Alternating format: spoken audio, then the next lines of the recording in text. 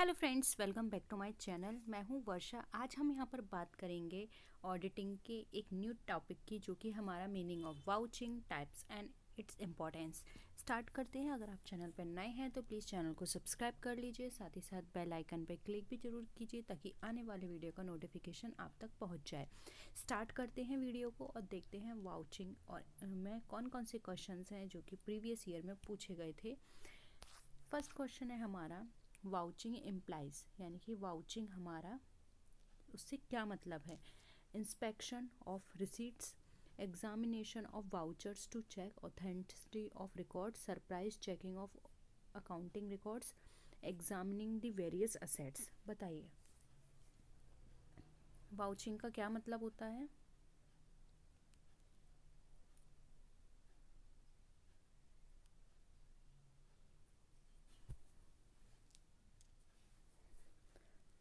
देखिए, वाउचिंग का मतलब होता है जो भी वाउचिंग है उनको अच्छे से एग्जामिन करना, उनकी ऑथेंटिसिटी को चेक करना। और ये जो काम होता है ये ऑडिटर के द्वारा किया जाता है। वो ये देखते हैं कि जो भी को रिकॉर्ड्स को मेंटेन किया गया है उनकी करेक्टनेस कितनी है। वाउचर्स की हेल्प से उनको चेक किया जाता है। तो यहाँ पर राइट आंसर हो जाएगा हमारा option number B. Next question है, which of the following is not a reason for fraud. अब इसमें से कौन सा फ्रॉड का रीज़न नहीं है। एब्सेंस और lessness in internal control, over statement of stock, under statement of purchase, keeping voucher for monetary transaction. क्या लगता है आंसर आपको।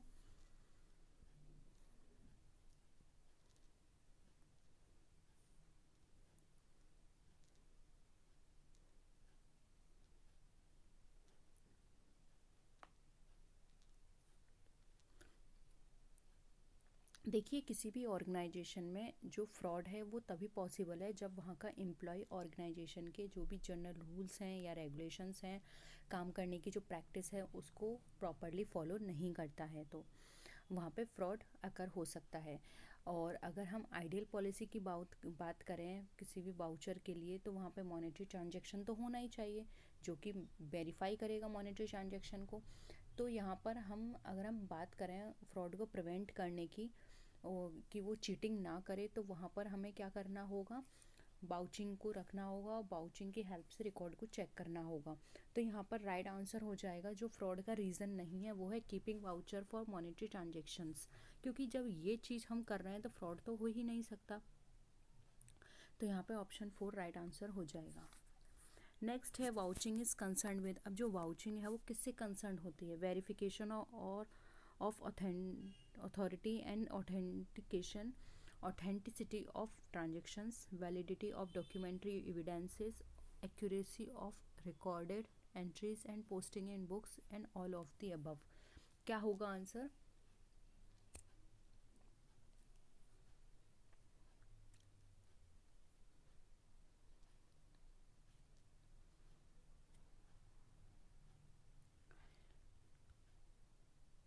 क्या लगता है आपको आंसर। देखिए, वाउचिंग हमें नॉलेज देती है अकाउंट्स के करेक्टनेस की। अगर कोई ऑडिटर वाउचिंग को मैनेज करता है प्रॉपरली, तो यहाँ पर क्या है, उसका काम बहुत इजी हो जाता है, क्योंकि वाउचिंग की हेल्प से वो रिकॉर्ड को प्रॉपरली चेक कर सकती है। वाउचिंग एक ऑडिटिंग के लिए बैकबोन की तरह काम करता है।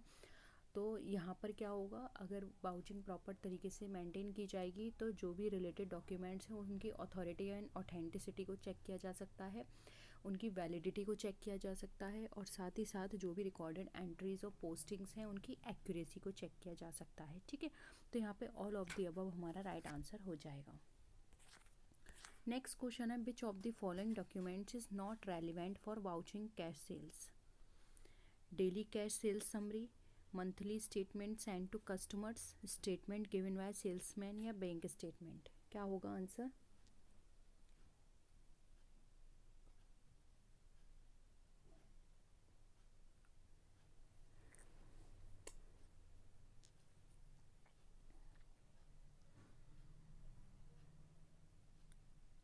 वाउचिंग के लिए कौन सा रेलिवेंट नहीं है।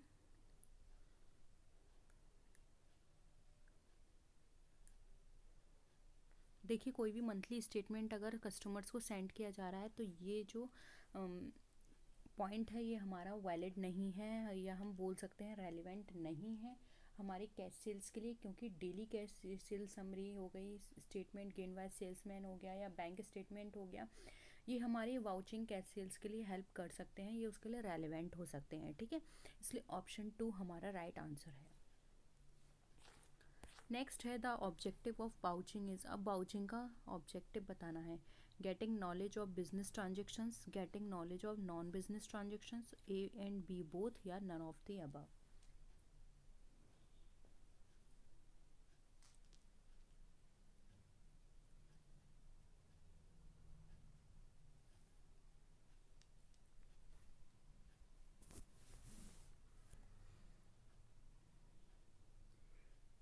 देखिए किसी भी एंट्री को वेरीफाई करना है तो वहाँ पर हमें वाउचर की ज़रूरत होती है, जिसको हम वाउचिंग बोलते हैं। तो इसके कुछ ऑब्जेक्टिव्स होते हैं वाउचिंग के करने के, जैसे कि यहाँ पर जितने भी ट्रांजेक्शन्स होंगे बिजनेस से रिलेटेड वो बुक्स में रिटन होंगे। जो भी ट्रांजेक्शन्स हैं नॉट रिलेटेड टू बिजनेस वो यहाँ पे एनकाउंटेड होंगे। जो भी अकाउंट्स हैं वो फुल्ली और प्योरली ऑथराइज्ड होंगे अकाउंट्स।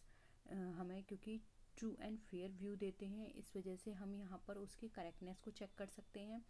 तो यहाँ पर ये सारी चीज़ों से हम बोल सकते हैं कि वाउचिंग का ऑब्जेक्टिव क्या है, ये देखना कि बिजनेस ट्रांजेक्शन्स जो हैं उन कौन कौन से बिजनेस ट्रांजेक्शन से रिलेटेड चीज़ें हैं उनका प्रॉपर रिकॉर्ड हो रहा है या नहीं, और साथ ही साथ वो करेक्ट वे में उनको प्रेजेंट किया गया है या नहीं।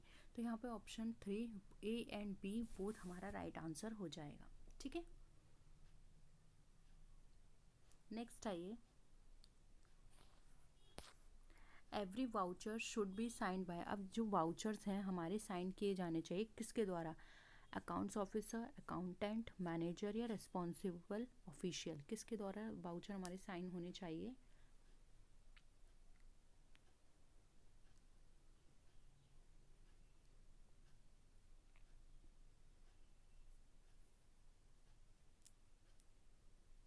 देखिए वाउचर जो होता है वो हमारे बैकबोन की तरह काम करता है किसी भी ऑडिटिंग में, और ट्रांजेक्शन्स इसके बेसिस पे वेरीफाइड होते हैं। और अगर वाउचर हमारा करेक्ट नहीं है तो यहाँ पर ये पॉसिबल है कि जो ऑडिट है वो भी हमारी करेक्ट नहीं है। इसलिए यहाँ पर ये ज़रूरी हो जाता है कि रिस्पॉन्सिबल जो भी ऑफिसर है उसके इस पर प्रॉपर साइन हो, जिससे कि उसकी अकाउंटेबिलिटी फिक्स हो जाए, ठीक है। तो यहाँ पर option 4 responsible official right answer हो जाएगा। नेक्स्ट है which of the following is a basic evidence of a transaction, बताइए इसमें से कौन सा बेसिक एविडेंस है, journal entry, cash book, voucher, या पासबुक।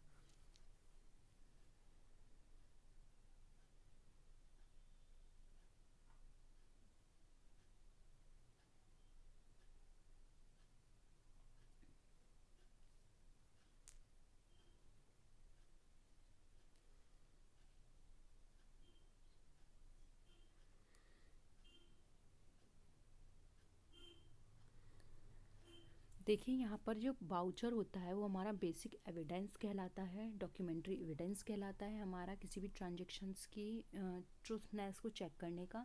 वाउचिंग एक इम्पॉर्टेंट एस्पेक्ट इसलिए कहा गया है ऑडिटिंग के अंदर। और according to Indian companies act 2013 auditor को ये एम्पावर्ड होती है कि जो भी ट्रांजेक्शन से रिलेटेड वाउचर्स हैं वो उनके लिए पूछ सकता है, उन वाउचर्स को ले सकता है, उनको चेक कर सकता है, और उससे उनकी जो भी इंफॉर्मेशन कलेक्ट कर रहा है उससे जो भी रिकॉर्ड्स हैं उनसे कंसर्न उनको वो वेरीफाई कर सकता है, ठीक है। तो यहाँ पे ऑप्शन 3 करेक्ट आंसर हो जाएगा। नेक्स्ट है under vouching checking is done by books of original entry, final books of accounts, balance sheet, या ऑल ऑफ द अबव, बताइए। वाउचिंग के अंदर चेकिंग किसकी की जाती है,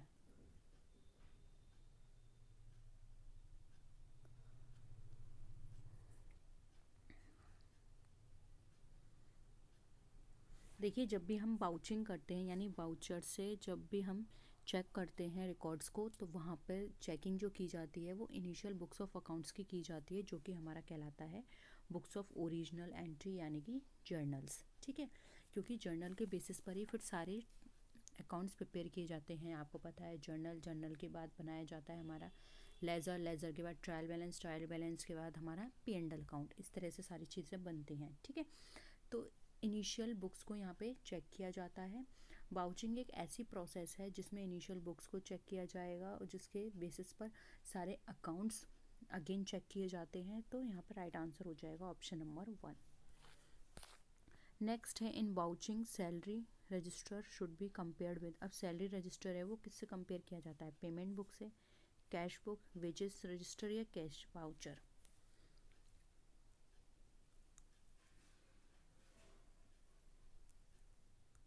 अच्छे से आंसर कीजिएगा क्योंकि हो सकता है यहाँ पर आप कंफ्यूज हों ऑप्शंस में।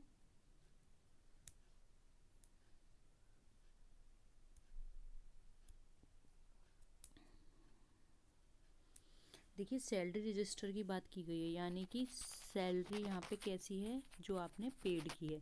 तो पेड सैलरी से कंसर्न रहेगी आपकी कैश बुक से, इसलिए कैश बुक राइट आंसर होगा, क्योंकि कैश बुक से हम ये देख सकते हैं कि how much cash has been paid as a salary. ठीक है, तो यहाँ पे ऑप्शन 2 राइट आंसर हो जाएगा। नेक्स्ट है purchase return should be vouched with the help of credit notes, bought notes, goods invoice book या फिर कैश बुक। क्या होगा आंसर?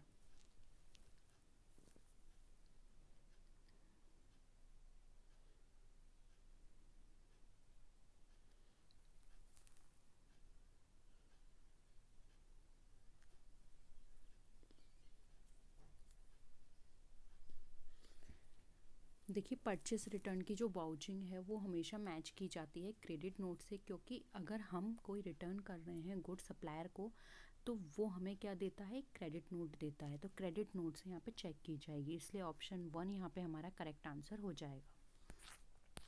नेक्स्ट है in respect of forfeiture of share the auditor should see memorandum of association, articles of association, chairmanship speech या duties of the accountant. बताइए।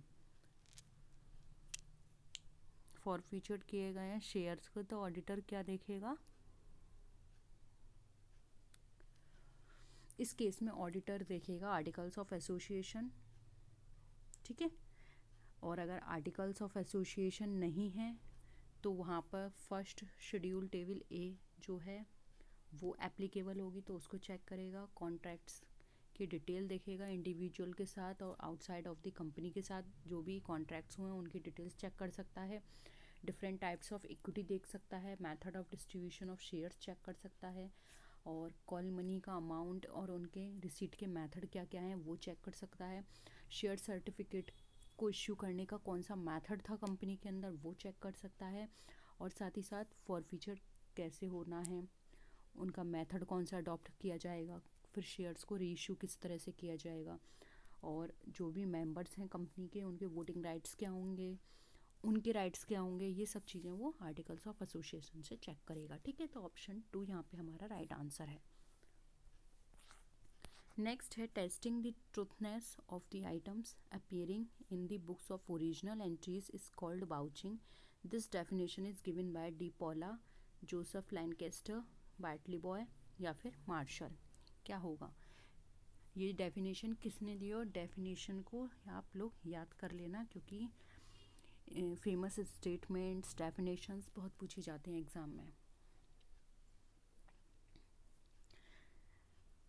ये जो direct answer पे आते हैं, क्योंकि ये इस डेफिनेशन में हमें कुछ समझना नहीं है एक्स्ट्रा, तो ये जो डेफिनेशन है ये दी थी J.R. बॉटली बॉय ने। ठीक है, तो ऑप्शन 3 करेक्ट है।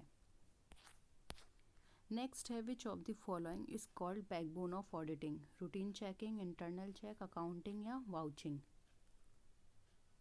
अभी हम बहुत बार पढ़ चुके हैं, ज़्यादा रिपीट नहीं करेंगे। ऑप्शन 4 राइट है, वाउचिंग हमारा बैकबोन की तरह काम करता है। ठीक है, नेक्स्ट है which of the following is a primary voucher? Primary voucher क्या होगा? Invoice, carbon copy of receipts, counter fall या none of the above.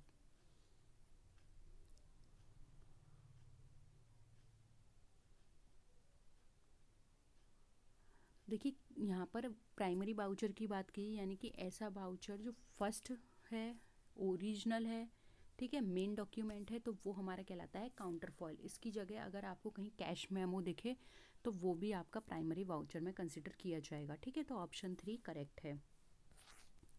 Next है वाउचिंग इज। अब वाउचिंग क्या है? Checking of assets, valuation of assets, checking of entries, या फिर none of these, क्या होगा?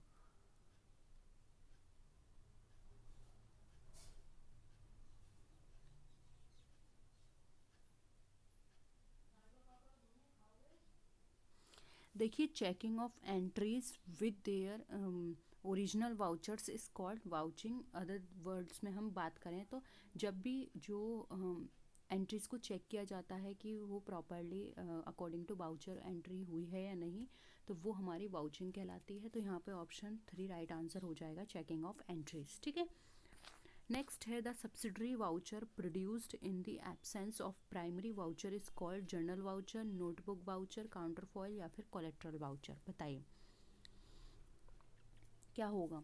आपको सब्सिडरी वाउचर यहाँ पे प्रोड्यूस किया जा रहा है प्राइमरी वाउचर की एब्सेंस में।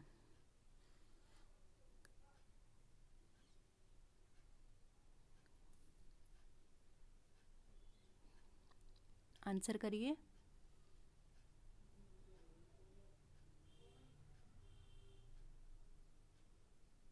देखिए जब कभी भी प्राइमरी वाउचर अवेलेबल नहीं होता या फिर वो खो जाता है, तो उस कारण से या किसी भी कारण से डिस्ट्रॉय हो गया है, तो वहाँ पर एक सब्सिडरी वाउचर प्रेजेंट किया जाता है जो कि हेल्प करता है हमें फ्यूचर में। तो उसे बोलते हैं कोलेट्रल वाउचर, ठीक है।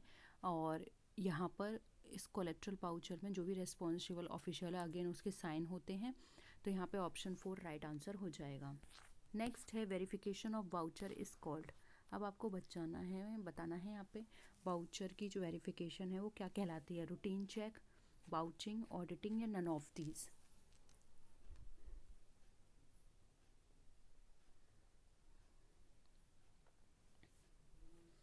जब भी हम वाउचर को वेरीफाई करते हैं तो वो हमारी वाउचिंग कहलाती है। और क्योंकि हम इसमें क्या कर रहे हैं, ट्रांजेक्शन्स को वेरीफाई कर रहे हैं with the help of voucher, ठीक है। तो यहाँ पर राइट आंसर हो जाएगा ऑप्शन नंबर 2, जो कि हमारा वाउचिंग। इसमें इंफॉर्मेशन होती है जिससे हम ऑथेंटिसिटी, लीगलिटी, करेक्टनेस और रेगुलरिटी देखते हैं ट्रांजेक्शन्स की। तो ऑप्शन 2 हमारा यहाँ पे करेक्ट है। तो यही थे हमारे आज के क्वेश्चंस। होप आपको वाउचिंग से रिलेटेड सारे क्वेश्चंस क्लियर हुए होंगे, टॉपिक आपको समझ में आ गया होगा। और इस टॉपिक में जितने भी क्वेश्चंस हमें लगते थे वो सारे हमने यहाँ पे डिस्कस कर लिए हैं। इसके अलावा आपको कहीं भी कोई भी डाउट हो, नीचे कमेंट सेक्शन में आप पूछ सकते हैं। नेक्स्ट वीडियो में आपसे फिर मिलेंगे, तब तक के लिए टेक केयर, बाय बाय।